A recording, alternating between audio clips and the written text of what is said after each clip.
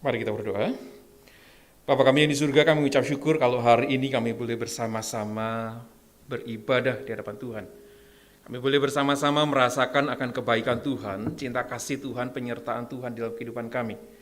Dan ketika kami melihat satu hari ini kami boleh merasakan bahwa Tuhan senantiasa dan terus-menerus menolong kami, menyertai kehidupan kami. Terima kasih ya Tuhan. Ini adalah wujud daripada kasih sayang Tuhan kepada kami.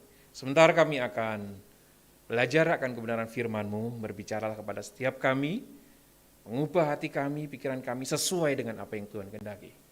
Di dalam setiap pergumulan kami, di dalam setiap hal yang mungkin kami sedang hadapi dan serasa tidak ada ujungnya.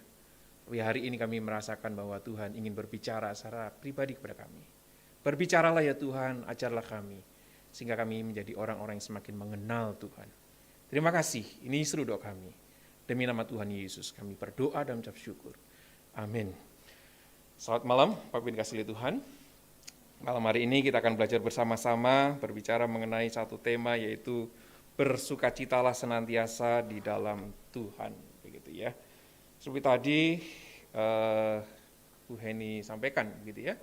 Hari Minggu, begitu, hari Minggu, beberapa rekan dari Kebayoran Baru sama-sama berangkat ke Cianjur ya, Bapak Ibu ya.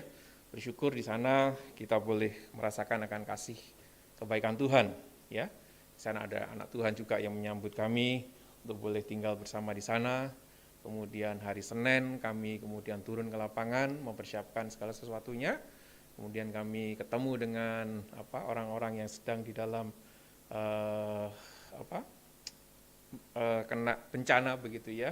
Kami kunjung ke rumahnya, melihat rumahnya yang ada yang hancur, ada yang retak begitu ya, dan banyak yang tidak berani masuk ke rumahnya lagi karena tembok-temboknya itu pada retak begitu ya. Dan tidak hanya itu, ibu-ibu di sana juga yang punya anak kecil bilang anak-anak itu kalau mendengar pintu goyang begitu ya, itu mereka takut gitu ya, mencari orang tuanya, bahkan ada yang nangis dan sebagainya. Ada hal-hal yang semacam ini. Nah, Bapak Ibu dikasihi oleh Tuhan, di dalam kondisi-kondisi yang semacam ini, kalau kemudian ini dikenakan kepada mereka, tema kita hari ini dikenakan kepada mereka begitu ya, bersukacita di dalam Tuhan, di dalam kondisi yang habis kena gempa, kemudian di dalam minggu-minggu setelah kena gempa itu ada trauma dan sebagainya, kesulitan demi kesulitan. Masihkah kalimat ini bisa berlaku bagi orang-orang seperti itu? Ataupun misalnya adalah kita-kita hari ini, kita yang mungkin tidak merasakan itu atau mungkin merasakan tetapi tidak mengalami bencana yang seperti mereka. Hari ini mungkin kita adalah orang-orang yang sedang di dalam pergumulan, ada kesulitan-kesulitan tertentu. Di dalam 2 tahun lebih ini kita merasakan ada hal-hal yang tidak mudah untuk dijalani. Ya, di dalam masa-masa pandemi ini, bagaimana ada orang-orang yang kemudian merasakan bahwa tidak hanya kesehatan yang terganggu, relasi yang terganggu, tetapi juga ada orang-orang yang terkasih yang mungkin tidak bersama lagi, sudah meninggal karena COVID. Atau mungkin ada orang yang sedang bergumul dengan pekerjaannya. Ada beberapa perusahaan yang kemudian merumahkan karyawannya.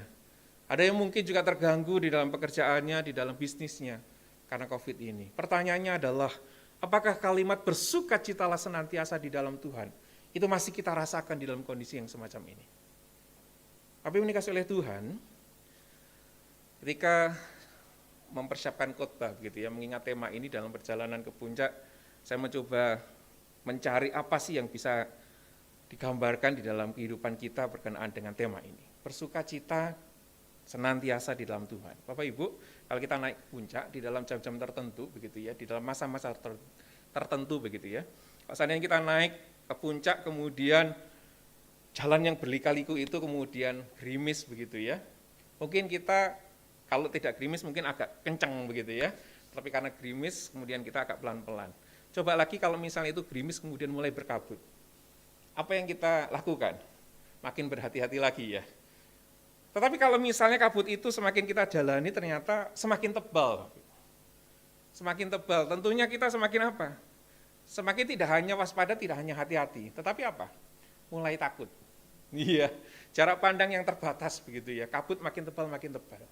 Di dalam kondisi yang seperti demikian, kalau misalnya kita sedang piknik, kita sedang jalan-jalan, kemudian mengalami kondisi yang demikian, di tengah perjalanan kita mengalami ada habis hujan yang licin, kemudian ada kabut yang makin tebal. Pertanyaannya adalah, apakah masih ada sukacita di dalam perjalanan kita sedang berlibur ini? Apakah kita bisa menikmati rasa sukacita di dalam kondisi kita yang sedang ingin menikmati? Kalau kita jalan-jalan kan inginnya semuanya lancar ya, tidak ada gangguan apa-apa, semuanya bisa dinikmati, baik itu cuaca, baik itu ya tempat-tempat yang akan kita kunjungi, termasuk keamanan dan sebagainya, semuanya kita berharap baik-baik saja.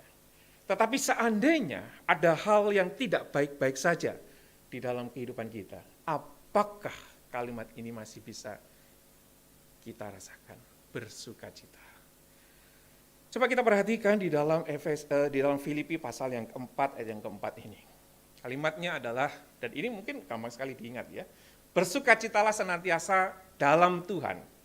Sekali lagi kukatakan bersukacitalah. Menarik ya Bapak Ibu dikasih oleh Tuhan, ketika kalimat ini kita baca ya. Tapi kalau kita lihat coba di ayat sebelumnya, ternyata ayat ini tidak hanya berdiri begitu saja ya. Ayat yang keempat ini, ternyata kemudian ada ayat di dalam ayat yang kedua dan ketiga, ada kisah di mana di sana ada Euodia dan juga Sintike sedang ada dalam masalah. Mereka sedang bertikai ya. Mereka sedang di dalam selisih pendapat. Nah, kemudian Rasul Paulus kemudian meminta kepada siapa? Sunsukhos, ya, ada orang yang mengatakan ini adalah gembala yang di sana, ini hamba Tuhan yang melayani di Filipi begitu ya. Ya cobalah dilayani Euodia dan juga Sintike ini di dalam kondisi yang mereka yang sedang tidak sehati sepikir begitu ya. Berbeda pendapat itu begitu ya. Jangan sampai kemudian membuat jemaat terpecah begitu ya. Nah, kemudian ayat yang keempat ini disampaikan oleh Rasul Paulus kepada mereka yang ada di Filipi itu, bersukacitalah senantiasa. Dari hal yang simpel, sederhana, saya melihat ketika ada perselisihan, ketika ada ketidaksesuaian, ternyata kuncinya adalah mencobalah untuk bersukacita. Ketika mendapatkan hal yang mungkin tidak baik, cobalah untuk bersukacita. Beberapa hari terakhir ini, saya sedang belajar bersama-sama dengan anak-anak begitu ya. Belajar bersukacita terhadap hal ketika tidak menyenangkan. Nah, caranya gimana begitu ya? Ya, di dalam 1-2 hal, di dalam mendapatkan sesuatu begitu ya, mendapatkan sesuatu terkadang ada yang protes. Maklum ya, namanya juga anak-anak begitu ya. 2 anak dan umurnya tidak selisih jauh begitu ya, hanya 2 tahun. Mungkin di sini nggak tahu Ciheni, mungkin anaknya bedanya jauh ya? Enggak ya? Nggak tahu waktu kecil apakah merasakan itu begitu ya. Jadi kalau yang satu diberikan sedikit lebih, mungkin yang sedikit kurang itu akan menuntut, kok saya diberikan kurang daripada yang lain begitu ya. Mencoba untuk belajar menikmati apa yang didapatkan. Jadi konsepnya mulai kemudian dibalik begini. Mencoba ya, ini tidak atau belum berhasil 100% begitu ya. Tapi saya yakin boleh dicoba begitu ya. Kemudian saya mencoba ajarkan adalah janganlah melihat bahwa kamu kurang. Misalnya kamu dapat 4, saudaramu jadi dapat 5 begitu ya. Kamu kurang 1. Jangan melihat bahwa kamu itu kurang 1 begitu ya. Tetapi lihatlah bahwa kamu lebih 4. Dari mana ngelihatnya? Ketika enggak dikasih, enggak dapat apa-apa. Betul ya? Kalau enggak dikasih, enggak dapat apa-apa dong. Tapi ketika dikasih 4, artinya apa? Dapat 4.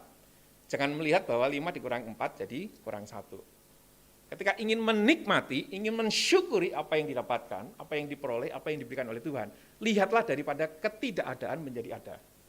Jangan melihat kekurangan daripada kelebihan orang lain. Itu akan membuat kita sulit untuk bersukacita. Karena melihatnya apa? Ke atas. Seringkali kita melihatnya ke atas. Yang di sana lebih kok. Saya doa. Dia kayaknya nggak rajin doa, tapi kok lebih. Kita sulit untuk bersukacita, yang ada apa? Kita malah ngedumel. Ngedumel bahasa Indonesianya apa? Ngomel ya. Ngomel dalam hati. Tuhan, aku sering ke gereja loh, aku sering melayani loh, aku sering memberikan persembahan. Kok yang di sana malah lebih? Sepertinya. Karena kita melihat apa? Kita tidak melihat 4-nya.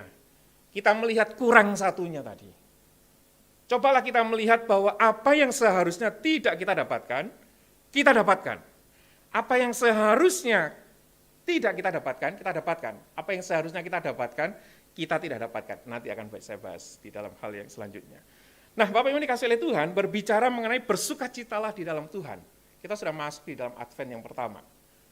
Masa-masa penantian, masa-masa bagaimana kita menyambut akan Tuhan Yesus, kelahiran daripada Tuhan Yesus, memperingati akan hal itu. Nah, saya teringat mengenai hal ini. Bagaimana sih sebuah sukacita dihadirkan? Saya teringat mengenai kisah daripada gembala. Di dalam Lukas pasal yang kedua, ayat yang ke-8, saya bacakan. Ya, di daerah itu ada gembala-gembala yang tinggal di padang menjaga kawanan ternak, mereka pada waktu malam. Ya, jadi pada waktu itu, gembala-gembala ini adalah hal yang rutin yang mereka lakukan.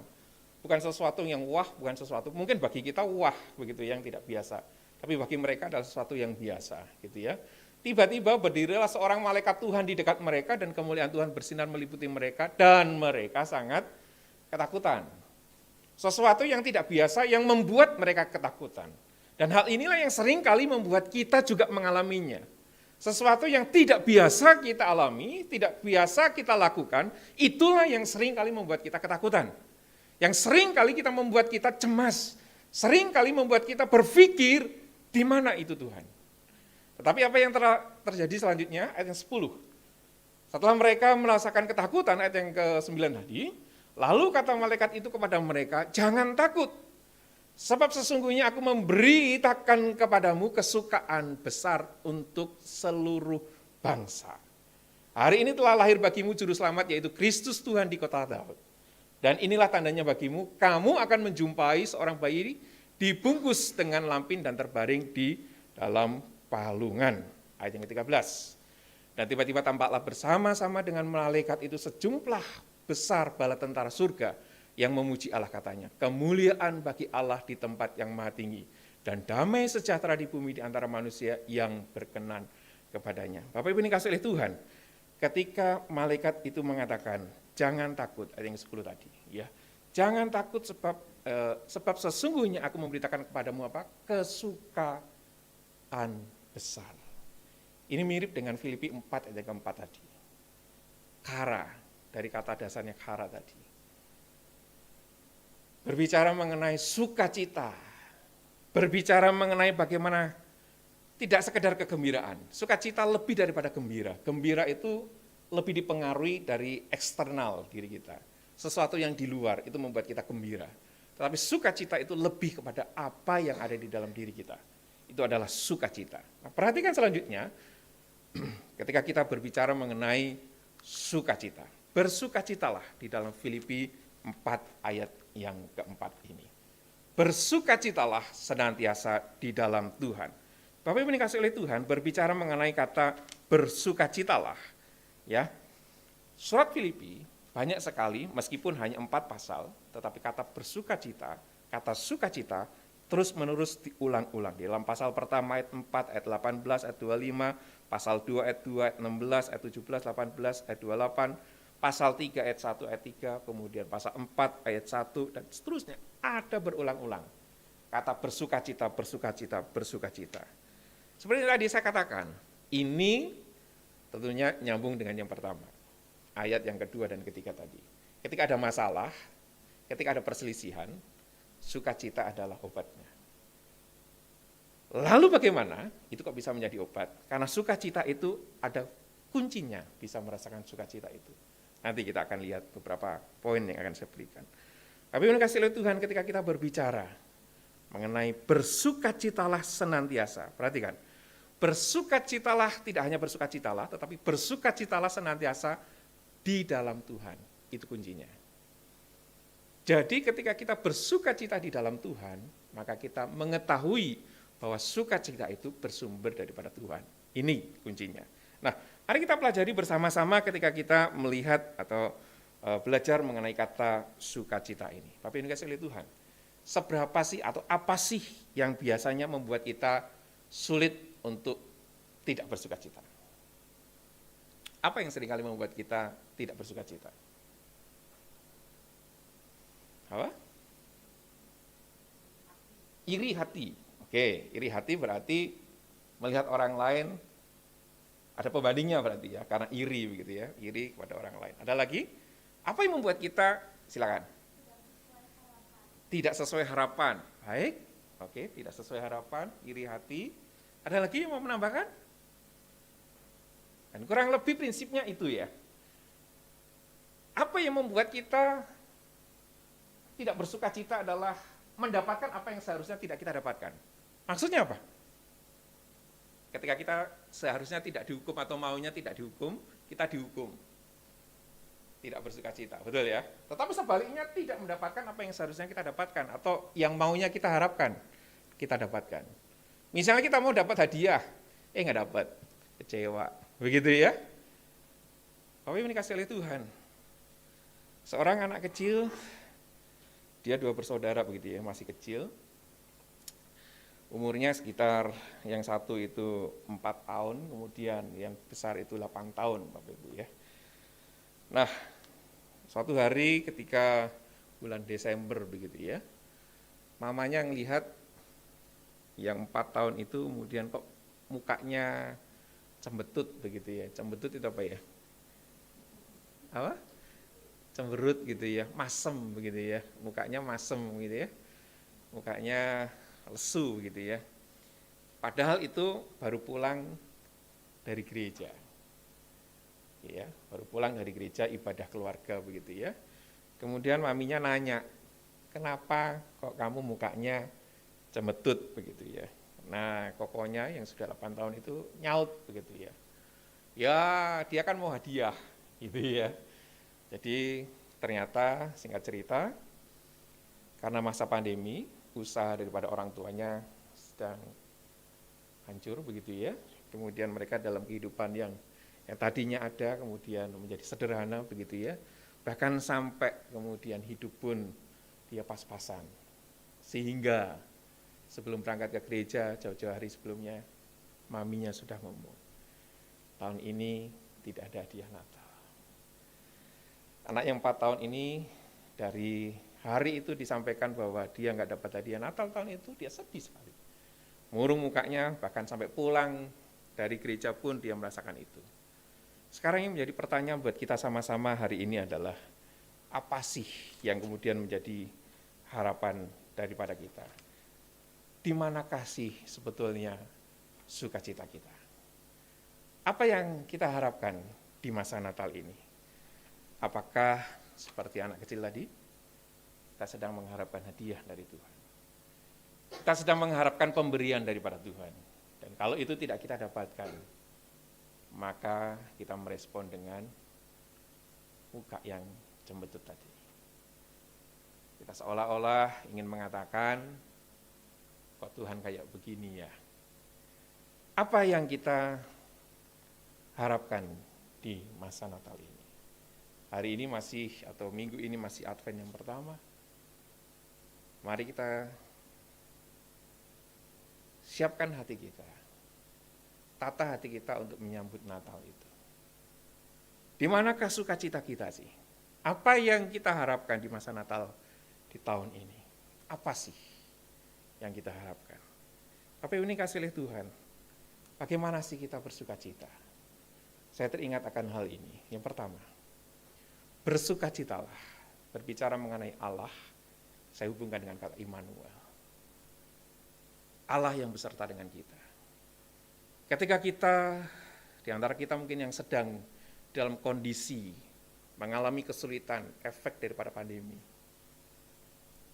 usaha bisnis mungkin turun, atau bahkan mungkin ada yang sangat turun, kesehatan yang juga turun, imbas yang kena COVID mungkin masih ada long COVID-nya,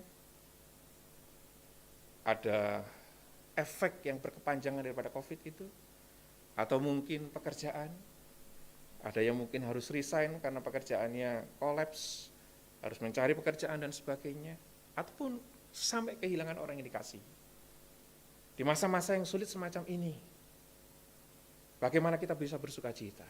Kita melihat poin ini. Allah, itu Immanuel. Dan ini dilambangkan kalau kita membaca kitab Matius, Injil Matius. Pasal yang pertama, di dalam Injil Matius, ayat yang ke-23, menggambarkan mengenai apa? Immanuel. Jadi ada anak laki-laki yang lahir, kemudian dinamai Immanuel, pasal 1 ayat 23. Itu adalah bagian awal. Kemudian Matius sampai pasal 28, ayat yang ke-20, ayat yang paling akhir daripada Matius. Itu mengatakan apa? Aku menyertai engkau senantiasa atau sampai akhir zaman.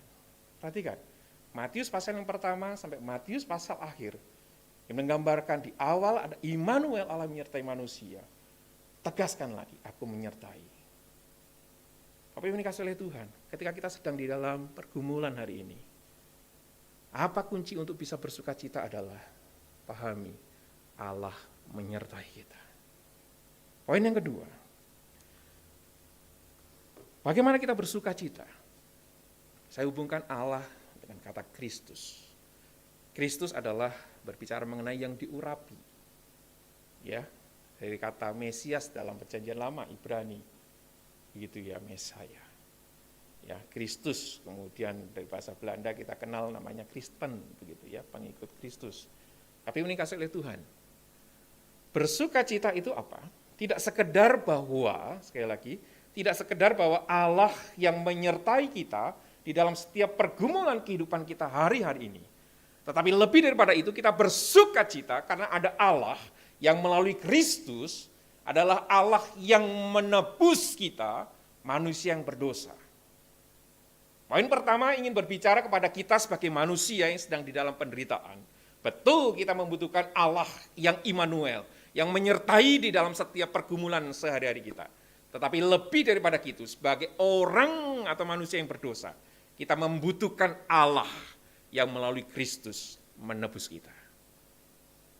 Tapi yang dikasih oleh Tuhan, biarlah ini membuat kita menyadari.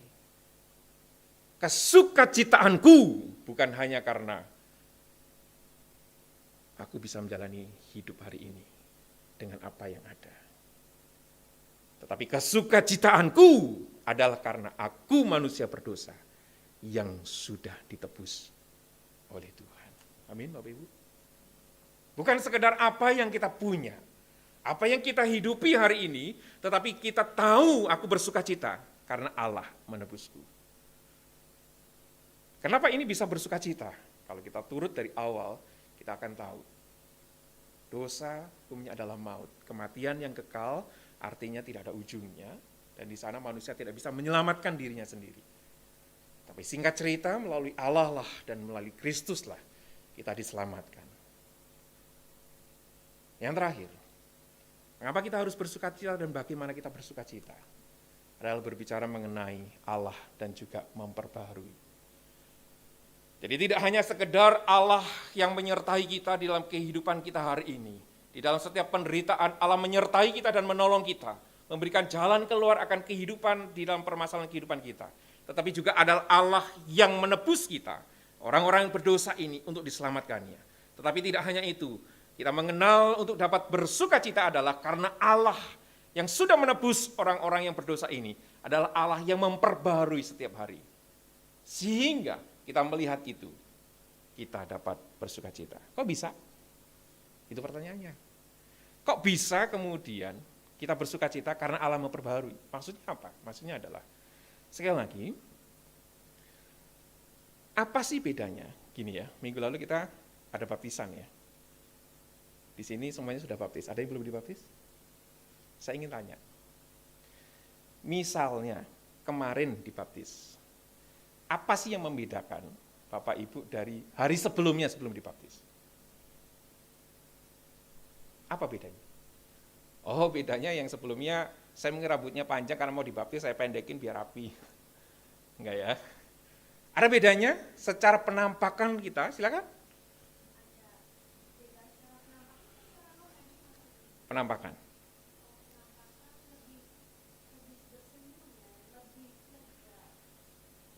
Kalau ketemu Ciheni belum dibaptis sudah senyum dia. Artinya apa? Maksudnya yang ingin saya ingin tanyakan adalah secara kasat mata nih. Misalnya saya dibaptis dan saya belum dibaptis hari ini misalnya. Atau misalnya hari ini saya belum dibaptis nih. Besok saya mau dibaptis nih. Apa sih yang membedakan? Kalau saya ingat-ingat ya. Nggak tahu apakah yang bisu mungkin nggak benar. Sorry. Saya ingat-ingat nih, saya dibaptis sekitar 1985 kayaknya ya, kurang lebih lah ya, sekian ratus tahun yang lalu begitu ya. Jadi waktu dibaptis begitu ya, kayaknya ada sesuatu yang, minggu depan aku mau dibaptis gitu. Kayaknya itu ada lingkaran di atas kepala begitu ya. Pernah nggak sih merasakan itu? Atau cuma saya nih? Teman-teman yang di sini merasakan itu nggak sih? Ketika seminggu yang akan datang begitu ya, dibaptis, dipersiapkan, merasa itu kayaknya ya mungkin cuma saya, ya bersyukurlah ya. Bapak Ibu tidak merasakan seperti saya karena sangat berdosa begitu ya. Jadi ketika mau dibaptis, saya merasakan ada sesuatu yang, wah saya akan menjadi kembali fitrah begitu ya. Disucikan begitu ya. Jadi merasa ini harus hati-hati hidup nih. Selama 1 minggu ini saya mau dibaptis nih. Jangan sampai nanti gagal dibaptis gara-gara hal yang sesuatu begitu ya. Pertanyaannya, setelah minggu dibaptis, hari-hari berikutnya nih loh, benar-benar kemudian beda sama sekali dengan seminggu sebelumnya yang tadi itu. Gak berani ngaku ya. Kok kayaknya, semoga ini cuma saya, Bapak Ibu mengalami yang lebih luar biasa begitu. Kok kayaknya mirip-mirip begitu ya dengan sebelumnya. Tetapi memang di dalam bimbingan kakak-kakak rohani di gereja yang lama itu akhirnya mulai diperbaiki. Tetapi yang ingin saya katakan adalah tidak berubah drastis. Betul ya. Yang ingin saya katakan adalah Allah memperbarui adalah sedikit demi sedikit, terus menerus ada pembaharuan. Jadi orang yang sudah ditebus oleh Kristus, Allah yang melalui Kristus, orang yang berdosa, yang ditebus melalui Kristus, di sana dia lahir baru dan Allah memperbaharui setiap hari. Dan ini dimeteraikan adanya Roh Kudus dalam diri kita. Amin. Menarik Bapak Ibu dikasihi Tuhan. Dan ini tidak didapatkan di dalam pemahaman, di dalam Allah yang lain. Enggak ada. Allah lepas daripada umatnya. Urusan kesucian hidup, urusan pertobatan, urusanmu sendiri. Tapi Allah yang kita kenal melalui Allah Yesus Kristus yang kemudian Roh Kudus di dalam hidup kita. Tidak sekali.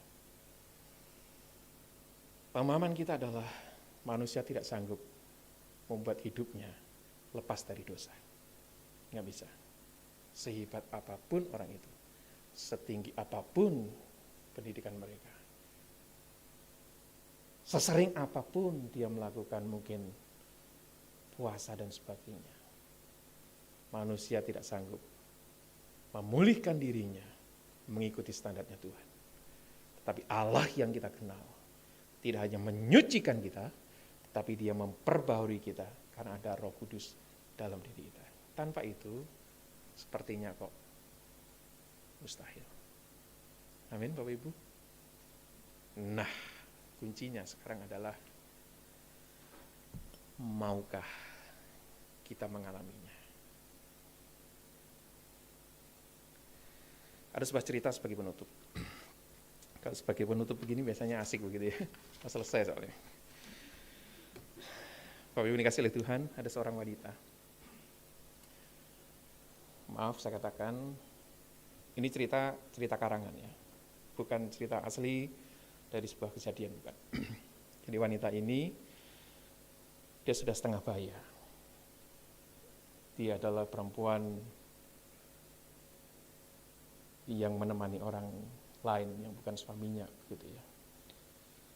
Di masa-masa mudanya, dia orang yang cantik sekali. Kemudian, di masa-masa mudanya banyak orang yang kemudian mau ditemani oleh dia. Tapi sekarang ini, dia sudah setengah baya, ya separuh baya, kemudian sudah mulai ditinggalkan oleh orang-orang yang dulunya suka sama dia untuk ditemani sama dia. Singkat cerita, dia mengalami yang namanya sakit.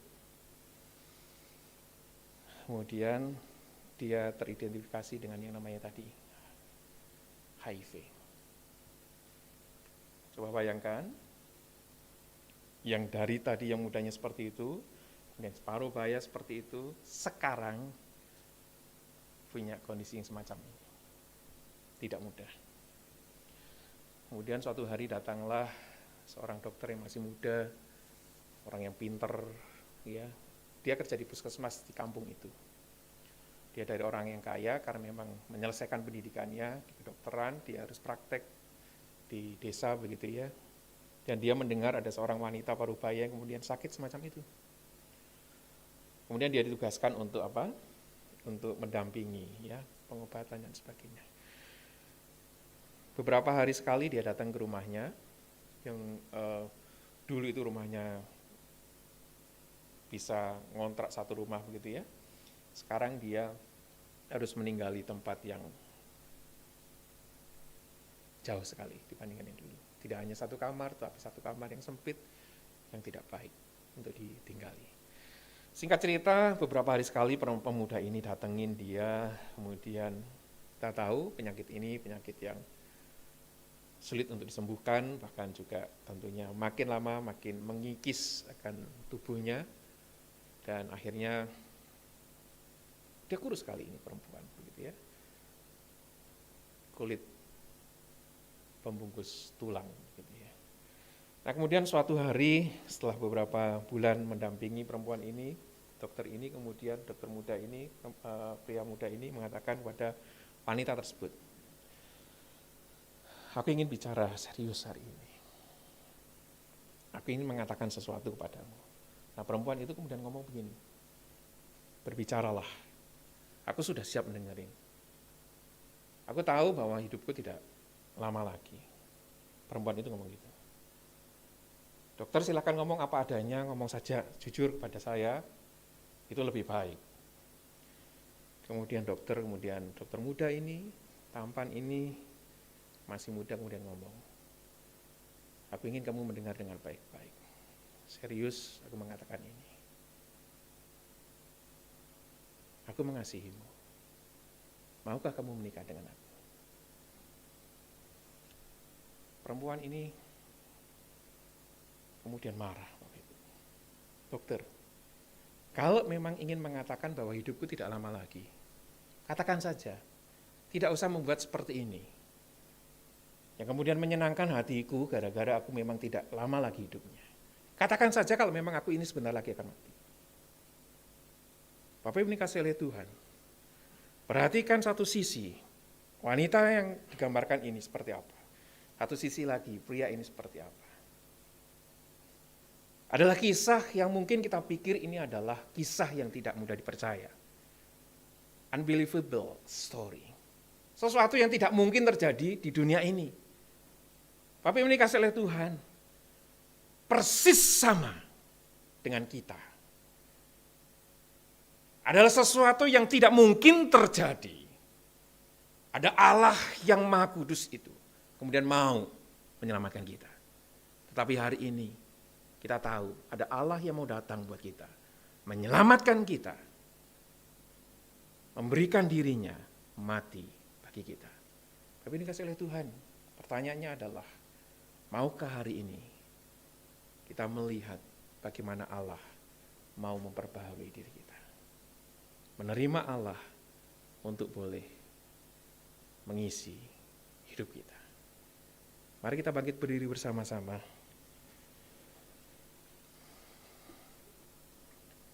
Kita tundukkan hati kita kepada Tuhan. Berbicara secara pribadi kepada Tuhan pada malam hari ini. Katakan, inilah aku ya Tuhan, inilah aku. Di dalam setiap keberadaanku, aku tahu aku adalah orang-orang yang gagal untuk mengikuti apa yang Tuhan mau. Tapi kalau malam hari ini Tuhan berbicara, aku mau berbicara secara serius kepadamu.